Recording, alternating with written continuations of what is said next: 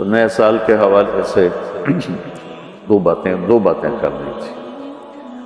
واقعہ کربلا کے حوالے سے تو میرے کلپ کافی چل رہے ہیں۔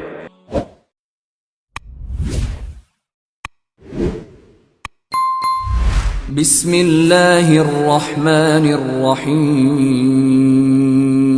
بسم اللہ الرحمن الرحیم، الصلاۃ والسلام علی رسول الکریم وعلی آلہ وأہلہ اجمعین۔ معزز سامعین، میرے محترم بھائی بہن، دوست احباب، بچے بچیاں، تمام اہل ایمان کو میری طرف سے سلام ہو۔ ہمارا نیا سال تو ہجری کے اعتبار سے ہوتا ہے تو وہ محرم ہو گیا ہے۔ ہر آنے والا سال ہماری زندگی کا بہت بڑا حصہ ہم سے چھین کے لے جاتا ہے اور ہم بے بس ہو کر اسے دیکھتے ہی رہ جاتے ہیں۔ دنیا کی ہر چیز پر ہم نے اپنے پہرے بٹھائے ہوئے ہیں، لیکن وقت اور زندگی جو سب سے قیمتی سرمایہ ہے، روزانہ ہم سے گردش دوران، سورج اور چاند کی گردش، دن اور رات کا ہیر اور پھیر کہ ہماری زندگی ہم سے چراتا چلا جاتا ہے۔ اللہ کا غیبی نظام ہماری زندگی سے ٹائم کو، وقت کو گھٹاتا چلا جاتا ہے، یہاں تک کہ ہر آنے والی وہ موت کو گلے لگا کر اللہ کے پاس پہنچ جاتا ہے۔ تو نئے سال کے حوالے سے دو باتیں کرنی تھی۔ واقعہ کربلا کے حوالے سے تو میرے کلپ کافی چل رہے ہیں۔ ایک حدیث پہلے سناؤں گا، اس کے بعد دو حدیثیں اور بس۔ میرے نبی نے ارشاد فرمایا کہ علموا اولادکم القرآن ومحبتی ومحبت اہل بیت او کما قال۔ میرے نبی نے فرمایا کہ اپنی اولاد کو تین چیزیں سکھاؤ۔ ایک قرآن سکھاؤ کہ قرآن زندگی گزارنے کا طریقہ بتاتا ہے۔ میڈیکل سائنس ہو یا انجینئرنگ سائنس ہو یا کائنات کا کوئی بھی علم ہو، وہ انسان بننا نہیں سکھاتا۔ اناٹومی پڑھ کے ڈاکٹر بن جائے گا، انسان بننے کے لیے قرآن پڑھنا پڑے گا، سیکھنا پڑے گا۔ تاجر، سیاستدان، زمیندار، بادشاہ، بیگم، ملکہ، رانی، فقیراً فقیر، امیراً امیر، سب اس چیز کے محتاج ہیں کہ زندگی کیسے گزارنی ہے، اچھی زندگی جس پر اللہ بھی راضی ہو اور ہم بھی سکون سے رہیں، وہ قرآن ہے۔ کہ قرآن ان ھذا القرآن یہدی للتی ہی اقوم، یہ دعویٰ صرف قرآن کا ہے۔ میرا اللہ فرماتا ہے کہ صرف قرآن ہی ہے جو تمہیں صحیح زندگی گزارنے کا طریقہ بتاتا ہے۔ ہمارے گھروں کی زندگی انتشار کا شکار ہے۔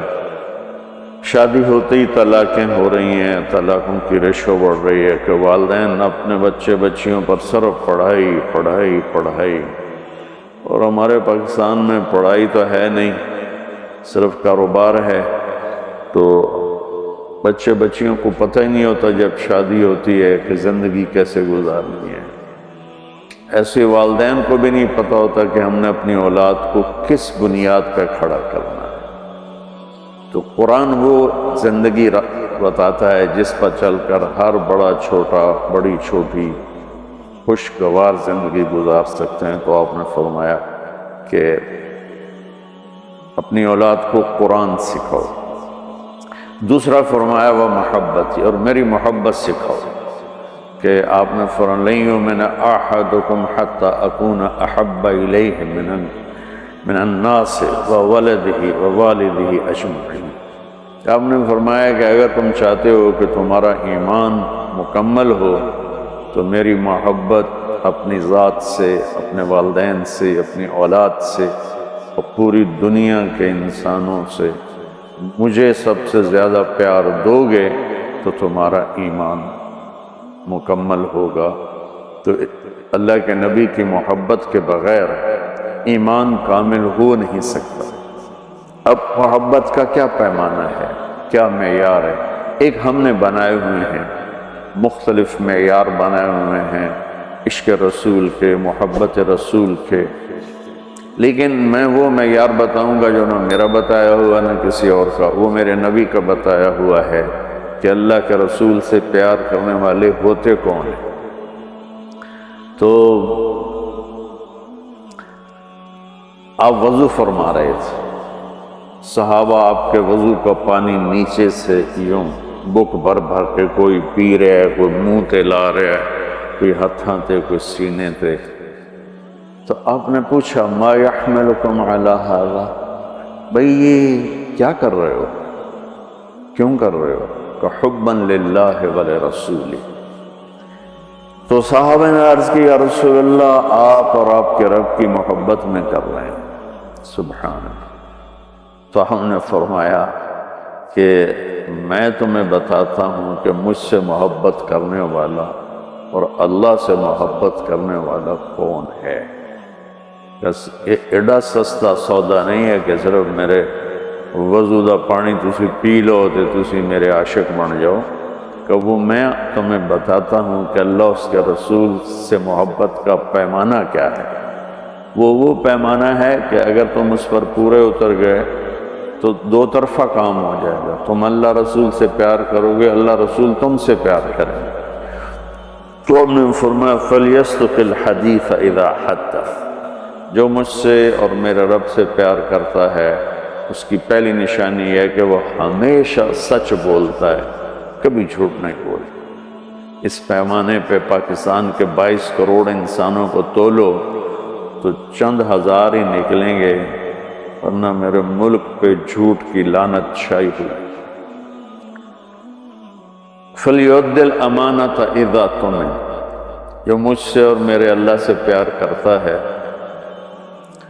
وہ کبھی کسی کو دھوکہ نہیں دیتا، ہمیشہ دیانتداری سے کام کرتا ہے، دیانتداری سے ہر ڈیل کرتا ہے۔ اس پر تولیں تو پورے پاکستان کے بازار، تجارت، سیاست، زمیندارہ، لین دین دھوکہ ہی دھوکہ ہے، فراڈ ہی فراڈ۔ اس میں بھی چند سو ہی نکلیں گے جن کو اللہ رسول کے محبت کی گارنٹی ملی۔ تیسرا فرمایا فَلْيُحْسِنْ جِوَارَ مَنْ جَاوَرَهُ، جو اللہ اس کے رسول سے پیار کرتا ہے وہ ہمیشہ پڑوسیوں کے ساتھ اچھا سلوک کرتا ہے، چاہے وہ مسلم ہوں، نان مسلم ہوں، چاہے وہ اپنے ہوں، غیر ہوں، اچھے لگتے ہوں، برے لگتے ہوں، وہ ہمیں برا سمجھتے ہوں، لیکن اللہ اس کے رسول سے پیار کرنے والے کی تیسری نشانی یہ ہے کہ وہ اپنے پڑوسیوں کے ساتھ اچھا سلوک کرتا ہے۔ یک طرفہ وہ تا کر دے نہیں، اسی کیوں کریے، انہوں سانو کدی سلام نہیں کیتا، اسی کیوں سلام کریے، وہ سانو کدی پوچھن نہیں آئے، اسی کیوں پوچھن جاویے۔ یہ عشق رسول کے دعوے دار تو ہو سکتے ہیں، اللہ کی بارگاہ میں ان کی کوئی گارنٹی نہیں ہے، یہ خارج ہے۔ اور یہ بھی ہمارا سارا معاشرہ میں دیکھتا ہوں تو انتقامی معاشرہ ہے۔ ہمارے علاقے کی مثال ہے جی، قدمہ دے قدم ہوندن، کیا مطلب کہ جو ہمیں پوچھنے آئے گا ہم بھی پوچھنے جائیں گے، جو ہمیں سلام کرے گا ہم بھی سلام کریں گے، جو نہیں کرے گا تو ایسا کیوں کریے۔ یہ میرے ملک کے اخلاق یہ ہیں، اور میرے نبی فرما رہے ہیں کہ مجھ سے محبت کی تیسری نشانی یہ ہے کہ وہ یک طرفہ ہو کر اپنے پڑوسیوں کے ساتھ اچھا سلوک کرتا ہے۔ تو اس حوالے سے نیا سال شروع ہو رہا ہے، ہم قرآن سیکھیں، اللہ کے نبی کی محبت سیکھیں۔ تیسری چیز فرمائی وَمَحَبَّةَ أَهْلِ بَيْتِ، اور اپنی اولاد کو میرے اہل بیت کی محبت سکھاؤ۔ سبحان اللہ، اس کے بغیر نہ ایمان مکمل ہے، نہ زندگی مکمل ہے، نہ راستہ طے ہوگا۔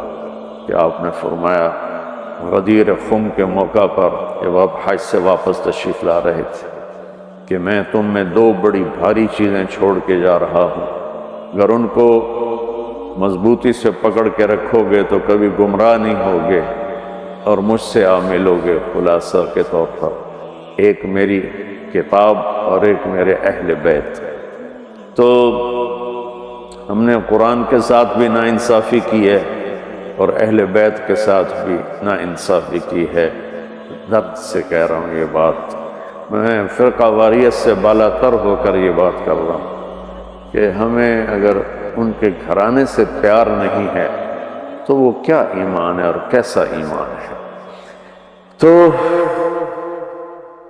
اللہ اس کے رسول نے جو محبت کی نشانی بتائی ہے وہ بھی میں نے بتا دی، اور جو اللہ کے نبی فرما رہے ہیں کہ 3 کام اپنی اولاد کو سکھاؤ: قرآن، میری محبت، میرے اہل بیت کی محبت۔ تو آؤ بھائی ہم اپنے ملک کے لیے بھی ایک اچھے پاکستانی بنیں، سچ بول کے، دیانتداری، محبت، ایثار، وفا، صحیح تولنا، صحیح بولنا، اور ماں باپ کی خدمت، بیوی کے ساتھ اچھا سلوک، اولاد کے ساتھ محبت، یہ سارے وہ چیپٹر ہیں جو اس وقت بالکل ادھورے پڑے ہوئے ہیں۔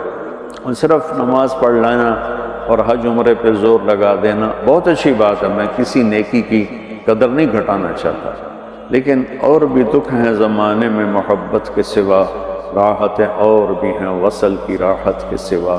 اسلام تو ایک زندگی ہے، یہ تو چند مختصر عبادات پوری زندگی پر تو نہیں ہے۔ اس لیے میری فریاد سن اللہ کے واسطے، علماء سے بھی کہتا ہوں، خطیبوں سے بھی کہتا ہوں، اپنا مسلک پیش نہ کرو، اسلام پیش کرو۔ اسلام ایسی خوبصورت زندگی ہے کہ اس کا خریدار آپ کو ہر انسان بنے گا۔